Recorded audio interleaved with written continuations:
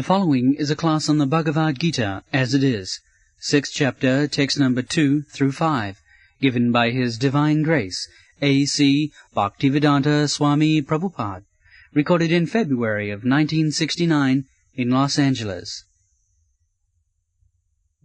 Verse number 2. What is called renunciation is the same as yoga, or linking oneself with the Supreme. For no one can become a yogi unless he renounces the desire for sense gratification. Here is the point of yoga practice. Yoga means to join. Now, in our conditional state, although we are part and parcel of the Supreme, but we are now separated. The same example, this finger is part and parcel of your body, but if it is separated, amputated, it has no value. But so long it is joined with this body, its value is millions of dollars and more than that. If there is any disease, you can spend any amount to cure. Similarly, we at the present moment, in the conditioned state of material existence, we are separated from God. Therefore we are so much reluctant to speak of God, to understand about God, our relationship with God. We think it is simply waste of time. In this meeting, everyone knows that this temple, Krishna Consciousness Temple, is speaking of God, or any church. People are not very much interested. They think that is a kind of what is called recreation in the name of spiritual advancement. Otherwise it is simply waste of time. Better this time could be used for earning some money or enjoy in a club or in a restaurant. Sense enjoyment.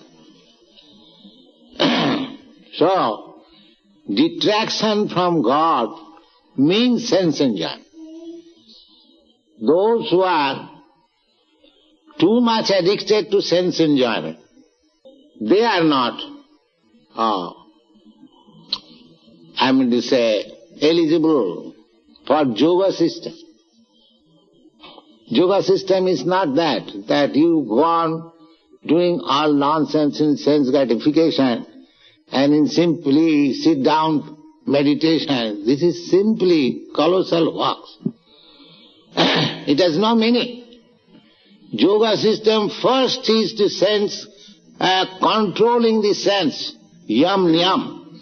There are 8 different stages of practicing yoga. Yam, niyam, asana, dhyan, dharana, pranayam, pratyahara, samadhi.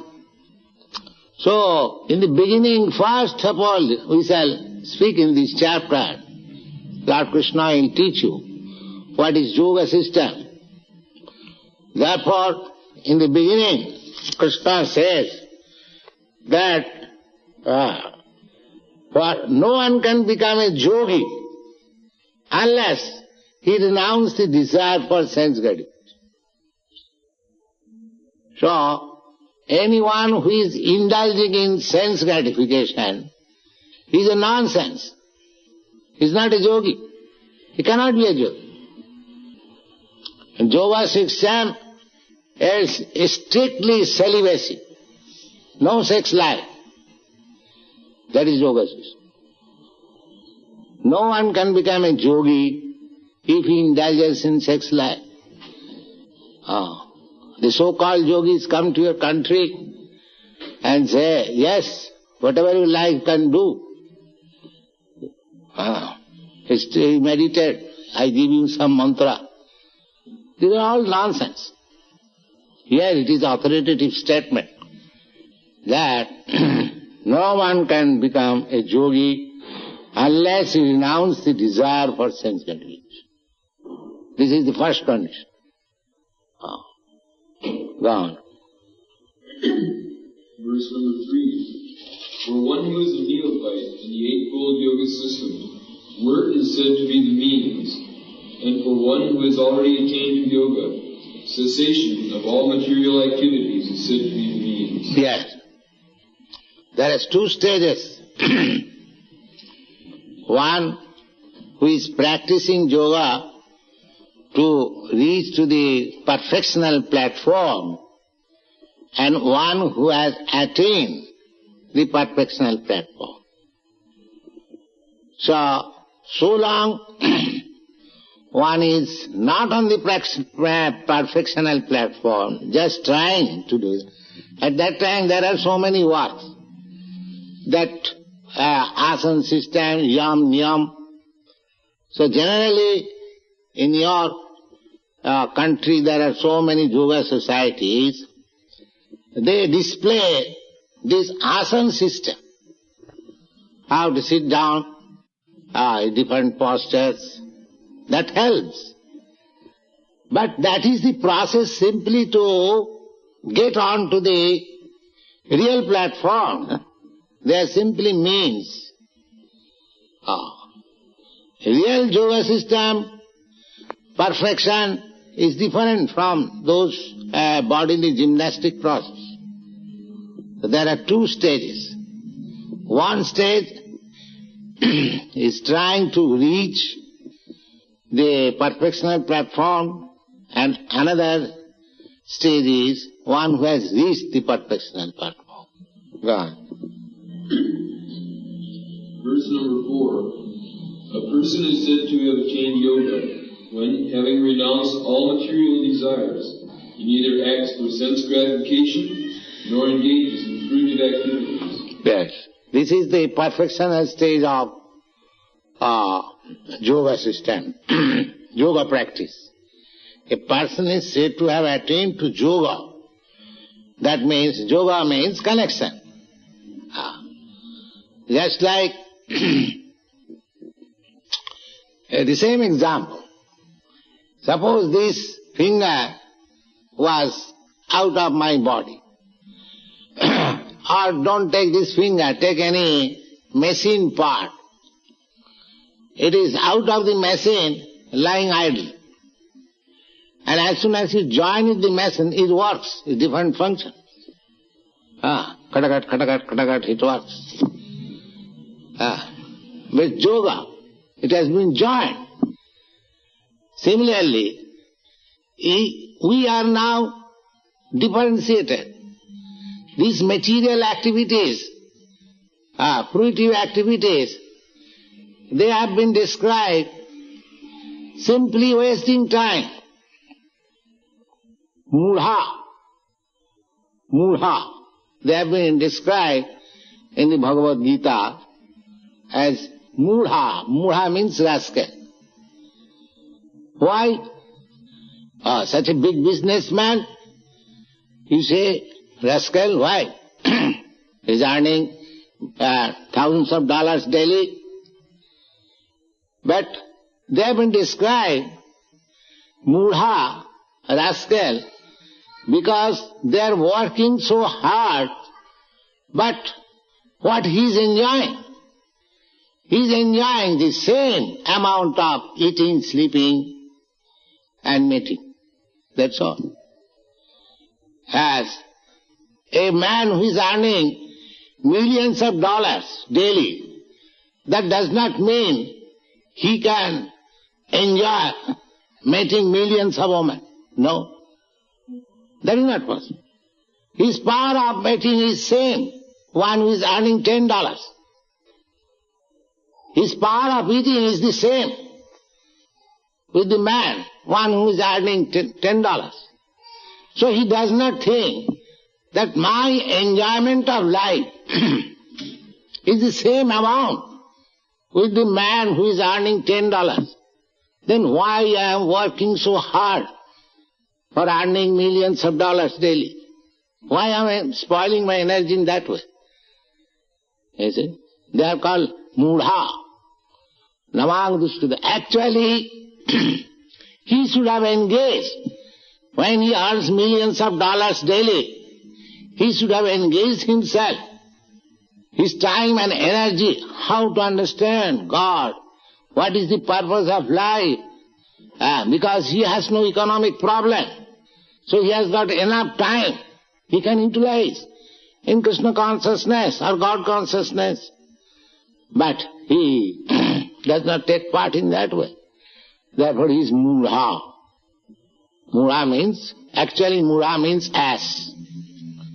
So his intelligence is not very nice. A person is said to have attained yoga when having renounced all material desires. If one is in perfection of yoga, then he is satisfied. He has no more any material desire. That is perfection. He neither acts for sense gratification nor engages in fruitive activities. Fruitive activities means you earn something for sense gratification. One is practically engaged in sense gratification and one is collecting money for sense gratification. So the fruitive activities, suppose pious activities. Pious activities according to Veda, everywhere, if you are virtuous, if you give some money in charity, it is virtuous activities. If you give some money for opening hospital, if you give some money for opening schools, free education, these are certainly virtuous activities. But they are also meant for sense gratification. Suppose if I give in charity for distributing education, then in my next life I will be getting good facilities for education, I will be highly educated, or being educated I shall get nice post. But at the end, what is the idea? If I get a good post, if I get a good position, how do I utilize it? For sense gratification. Nicely. That's all. Because I do not know anything else. And that is fruitive activities. If I go to heaven, a better standard of life. Suppose in your America, a better standard of life than India. But what does this mean, better standard of life? The same, eating, sleeping, in a better type, that's all. You are not doing anything more. They are also eating. They are eating some coarse grain. You are eating very nice thing, but eating. Not beyond this eating.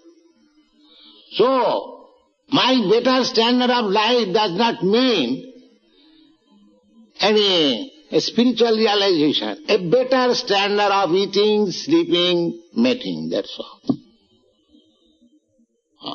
So this is called fruitive activity.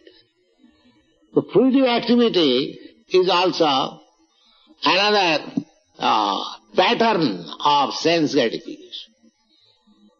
But it is on the basis of sense gratification. And yoga means connection with the Supreme. When the Supreme is connected, as soon as, just like Dhruva Maharaj, as soon as he saw God, Narayan, that boy was undergoing severe austerities, penances, to see God. He saw.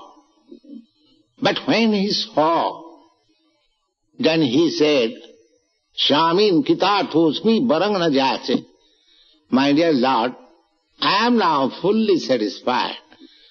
I don't want to ask anything, any benediction from you.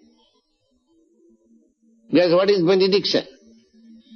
Benediction means you get very nice kingdom, or a very nice wife, or very nice food stuff, very nice... These things we consider as benediction. But actually when one becomes connected with God, he does not want any such benediction. He is satisfied, fully satisfied. Shamim kitatosmi, barangna jach. The history of this Dhruva Maharaj, I have told him many times, that he was a child, 5 years boy old. He was insulted by his stepmother. He was sitting on the lap of his father. He was trying. And his stepmother said, oh, you cannot sit on the lap of your father because you are not born in my womb. So he was Kshatriya boy, although 5 years old, he took it a great insult. So, he went to his own mother. Stepmother has insulted him like this. He was crying. The mother said, what can I do, my dear boy? Your father loves your stepmother more. What can I do? No, I want my father's kingdom. Tell me, how can I get it? The mother said, my dear boy, if Krishna, God blesses you, you can get. Where is God? She said, oh, we have heard God is in the forest. Great sages go there and find out. She went to the forest and underwent severe penances, and he saw God. But when he saw God, Narayan, he is no more anxious for the kingdom of his father. He is no more anxious. He said, my dear Lord, I am satisfied, fully satisfied. I do not want any more my kingdom, the kingdom of my father. He gave the comparison that I was searching out some pearls, but I have got valuable jewels. So, that means he is more satisfied. When you actually connect yourself with God, then you feel yourself many millions times satisfied than enjoying this material world. That is God realization. That is the perfection of yoga. When a person is fully engaged in the transcendental loving service of the Lord, he is pleased in himself, and thus he is no longer engaged in sense gratification or in fruitive activities. Otherwise, one must be engaged in sense gratification, since one cannot live without engagement. Yeah, that is the point. We must have engagement. We cannot stop. The same example. You cannot stop a child working or in activities. By nature, we are living entities, we must act. It is not possible to stop activities. So, just like it is said, an idle brain is a devil's work. So, if you have no good engagement, then you will have to engage yourself in something nonsense. Just like a child, if he is not engaged in education, he becomes a spoiled child. Similarly, our true business, either material sense gratification or Krishna consciousness or bhakti yoga or yoga. So if I am not in yoga system, then I must be in sense gratification. And if I am sense gratification, there is no question of yoga. Gone. Without Krishna consciousness, one must be always seeking self-centered or extended selfish activities. But a Krishna-conscious person can do everything for the satisfaction of Krishna, and thereby be perfectly detached from sense gratification. One who has no such realization must mechanically try to escape material desires before being elevated to the top rung of the yoga ladder. Yoga ladder. Yoga ladder, it has been compared with a ladder, just like steps. In a big skyscraper house, there are steps. So, every step is a progress. That's a fact. So, the whole step ladder may be called the yoga system. But one may be on the 5th step, another may be on the 50th step, another may be on the 500th step, and another may be on the top of the house. So although the whole ladder is called yoga system or staircase, but one who is on the 5th step, he cannot be equal with the person who is on the 50th step. Or one who is on the 50th step, he cannot be compared with the man who is on the 500th step. Similarly, in the Bhagavad Gita, you will find Karma Yoga, Jnana Yoga, Dhyana Yoga, Bhakti Yoga. It is stated with the name Yoga because the whole ladder is connected with the topmost floor. So, every system is connected with God, Krishna.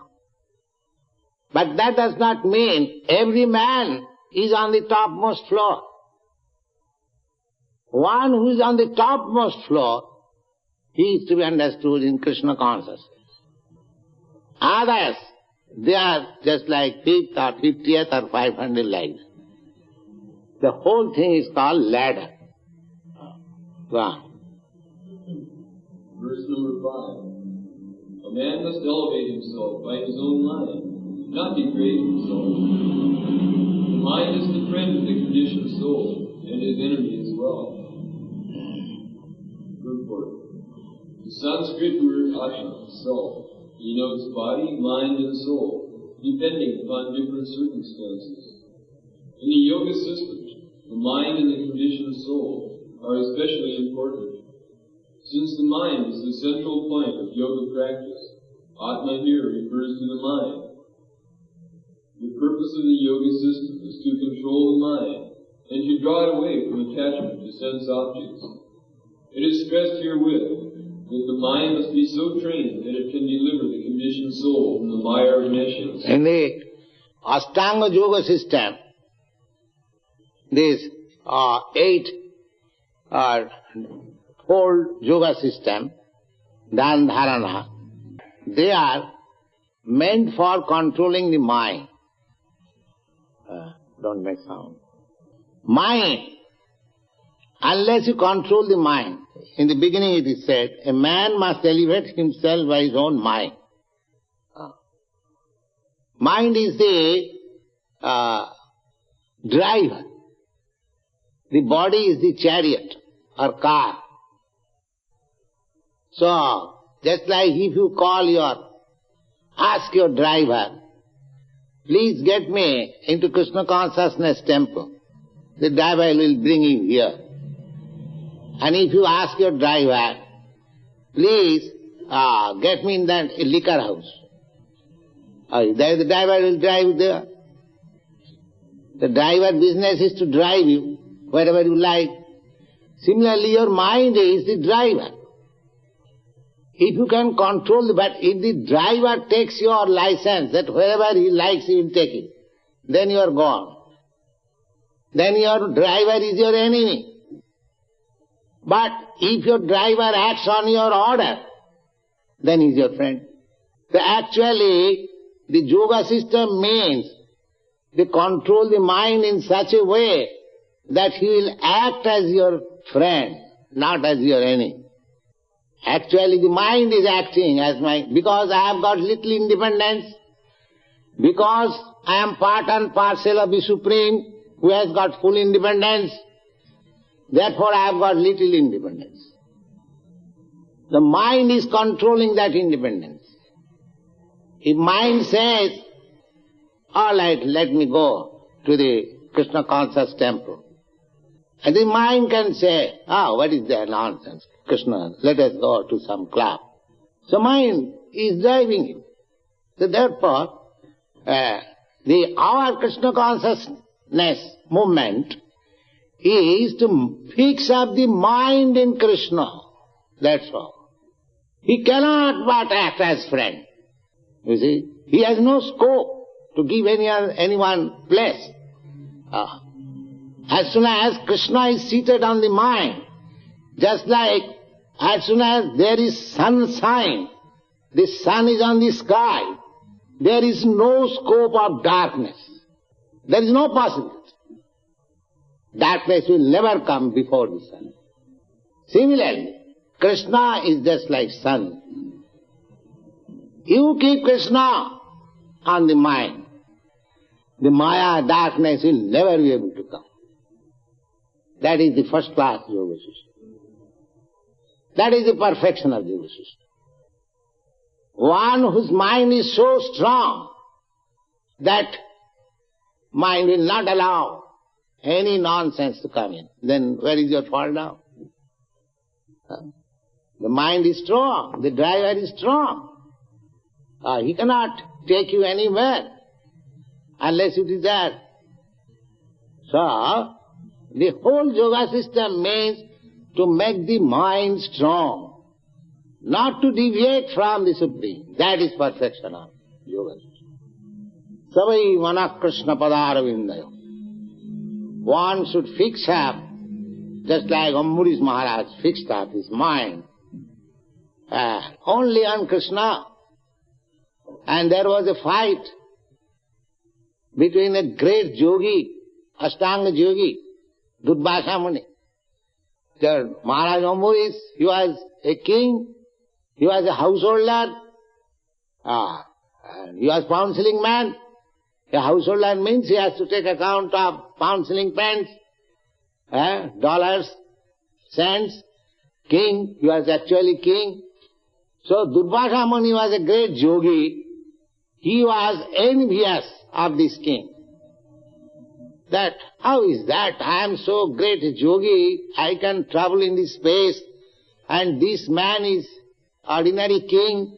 He cannot show such jugglery of yoga system, but still people honor him most. Why? I shall teach him some lesson. So, he picked up some quarrel with the king. That's a long story. I shall state it some other day. So, after all, he was defeated. And he was directed by Narayan to take shelter of the feet of the king Maharaj Ambarish. These instances we see from authoritative scripture that he was simply keeping Krishna in his mind and he defeated the greatest yogi. Durvasa Muni, he was so perfect yogi that within 1 year he traveled all over this material space and beyond the material space in the spiritual space and went directly to the kingdom of abode of God, Vaikuntha, and saw the personality of Godhead personally. Still he was so weak that he has to come back and fall down on the feet of Maharaj Ambarish. But Maharaj Ambarish, he was ordinary king, he was simply thinking of Krishna, that's all. These instances you see. Therefore, the highest perfection of yoga system is to control the mind. And you can control the mind very easily if you keep the lotus 2 feet of Krishna within you. That's all. Simply think of Krishna and you are conquered. You are victorious. You become the topmost yogi. Because after all, the yoga system is yoga indriya samyama. Yoga means to control the senses. And above the sense, the mind. So if you control the mind, the senses are controlled automatically.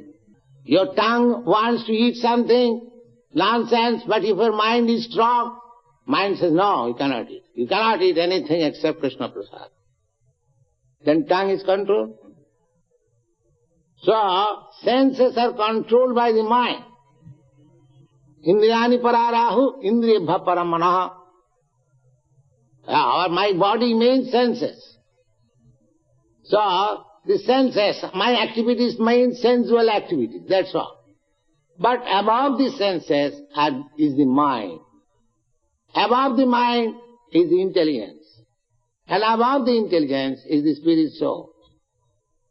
So if one is on the spiritual platform, on the soul platform, then his intelligence is spiritualized, his mind is spiritualized, his senses are spiritualized, he is spiritualized. This is the process of Krishna consciousness.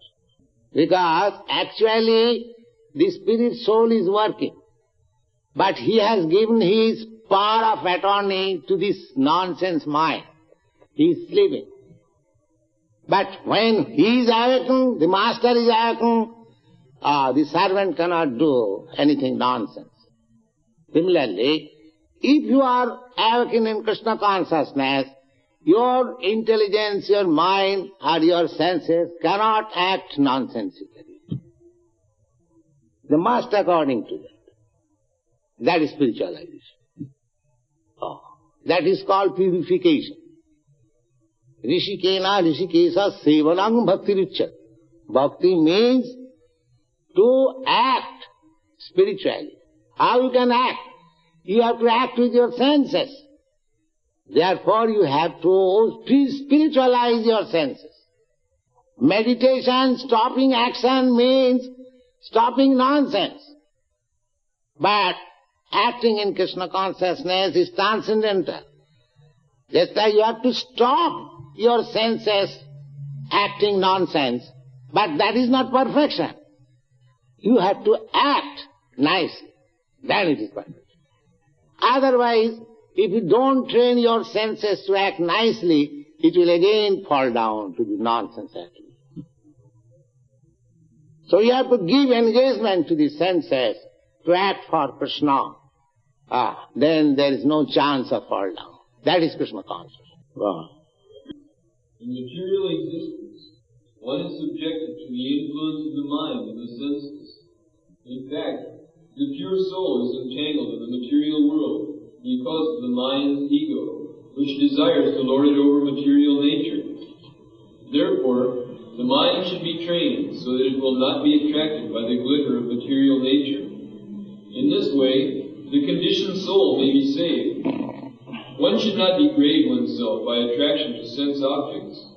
The more one is attracted by sense objects, the more one becomes entangled in material existence. The best way to disentangle oneself is always to engage the mind in Krishna's service. The Sanskrit word hai in this verse is used for emphasizing this point, i.e., that one must do this. It is also said, for man, mind is the cause of bondage, and mind is the cause of liberation. Mind absorbed in sense object is the cause of bondage, and mind detached from the sense object is the cause of liberation. Therefore, the mind, which is always engaged in Krishna consciousness, is the cause of supreme liberation. There is no chance. Mind being engaged always in Krishna consciousness, there is no chance of its being engaged in Maya consciousness. The more we engage our mind in Krishna consciousness, the more you keep yourself in the sunlight, there is no chance of getting into darkness. That is the process. If you like, you are at liberty. You can keep yourself within the room in darkness, and you can come in the broad daylight. That depends on your choice. But when you come in the broad sunlight, there is no chance of darkness. Darkness can be eradicated by light. But light cannot be covered by darkness. Suppose you are in a dark room, you bring one lamp, the darkness is over. But you take something dark and go to the sunlight, or it will fade away. So Krishna Sujya Sama Maya Andhaka. Krishna is just like sunlight, and Maya is just like darkness. So, what darkness will do in sunlight? You keep yourself in sunlight, darkness will fade to act upon it. This is the whole philosophy of Krishna consciousness. Keep always yourself engaged in Krishna consciousness activities. Maya will not be able to touch you, because there is no possibility of darkness become influential in life. That is stated in the Srimad Bhagavatam, that when Vyasadeva, under the instruction of his spiritual master Narad, by Bhakti Yoga pranihite sammak pranihite amale, Bhakti Yogena manasi, the same mind, manasi means mind.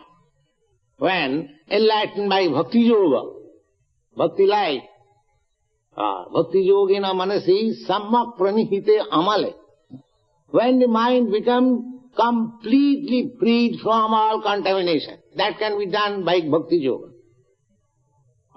Bhakti Yogena manasi sammak pranihite male apasat purusang purnam, he saw the Supreme Personality of God. Maya jagad apasrayam, and he saw this Maya just on the background. Apasrayam, light and darkness, along with, just like here is light, there is darkness also here, little darkness. The darkness remains under the shelter of light, but light does not remain under the shelter of darkness. So, Vyasadeva saw Krishna, the Supreme Lord, and this Maya darkness, Apasrayam, just under his shelter. And who is this Maya? That is explained. Jaya Sanmohito Jiva. The same Maya, the same illusory energy which has covered these conditioned souls. And who are those conditioned? Jaya Sanmohito Jiva. Atmanam Trigunatmakam. Although the spirit soul is as light as Krishna or God, although small, but he is identifying himself with this material world. Jaya Sanmohita. This is called illusion. When we identify ourselves with this matter. Jaya Sanmohita Jiva Atmanam Trigunatmakam. Paropi Manute Anartha. Although he is transcendental, he still is engaged in nonsensical activities. Paropi Manute Anartha Tat Kritancha Vipaddate, and he acts dictated by this Maya. These are very nicely explained in Srimad Bhagavatam, in the first canto you will find, 7th chapter. So, our position is that we are spiritual spark, lightning spark, but now we are covered by this illusory energy Maya, and we are being dictated by the Mayan acting and becoming entangled more and more in material energy. And you have to get out from this entanglement by this yoga or perfect yoga of Krishna consciousness. That is yoga system. All right, stop.